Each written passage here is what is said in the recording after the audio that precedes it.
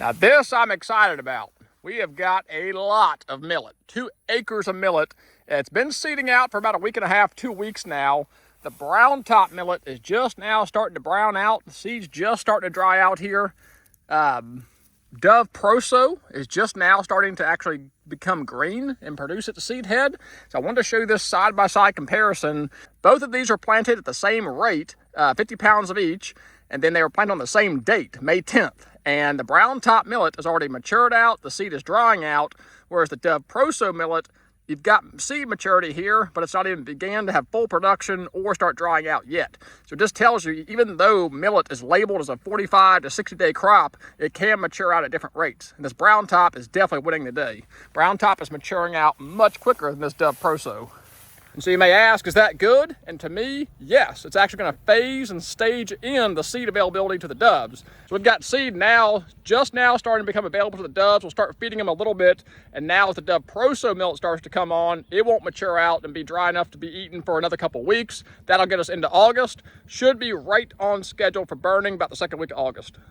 Dove Proso is new to me, and somebody told me it'll start actually drying out in phases. It doesn't all dry out at once like the Browntop Millet does. And the Browntop seems to all mature, dry out about the same time, whereas this Dove Proso is actually going to start maturing out and drying out at different phases, so the seed actually drops more staggered as opposed to the Browntop, which all dries out and drops pretty quickly.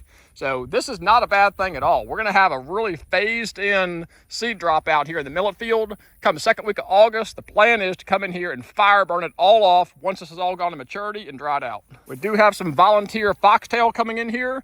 Not bad at all. Same thing, it'll dry out, mature out. We'll fire burn that back off. The only thing that I'm seeing that's going to be a problem is we do have a lot of grass that's trying to grow in here. It's going to make it difficult to burn because this is not going to dry out. It's going to stay pretty green. I may have to come in here and spray this out with some grass killer and kill off this field to make sure that it's going to burn. Because if we leave all this green grass and among all this millet, it's not going to burn like we want it to. Folks always ask, do you have to burn the field? You don't have to burn it, but you end up with a lot of thatch on the ground, and it can make it harder to find birds. We have always had a lot of success coming in here, setting fire to burn off the whole field. It leaves the seed available on the ground, makes it really easy to find your birds after you've shot them, and it cleans up the ground really nice. The other thing you're noticing is there's no abundance of broadleafs in here. That 2,4-D application seems to have worked really well. If I come in here and search around hard enough, I can find some horse nettle still hanging around here and there that might have got missed. But by and far, we have a monoculture of millet out here with a little bit of grass mixed in. So you can see in these drone shots all the different colors of green throughout the field, even some areas of brown. Kind of shows you the different growth stages of the different millets in here. And you can actually see the strip of grass down the middle. That had been fescue and bahia for many, many years. This is the first year planting that area. So we did anticipate some grass coming back in there. So I'm certainly going to have to spray that. Getting some good work done out here, trying to provide you guys an update. Even took an opportunity to go for a quick swim with the boys and jumped in the pond down there. Man, that felt so good. We're in the middle of July here. Millet field looking really good. Got a lot of millet in here. Got some weeds, some competition. Sunflowers. I'd like to say that's outside of my control. I always feel like there's more I could have done. I don't think the deer are really the ultimate problem. Something got in there and ate the heads off those sunflowers. All this persistent rain after rain, 16 total inches. Just been a really, really wet, tough year for us. I think we're going to have a few blooms out there, but I don't think this dove field is going to be very impressive in terms of sunflowers. But we do have 2 acres of millet, so we should be able to save the day.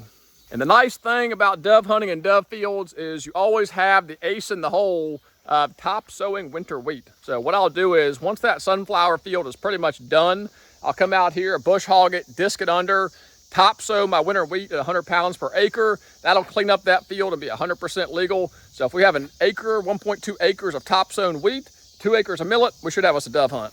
Next video, we'll probably be out here doing some general farm maintenance and spraying grasses and weeds in the millet field.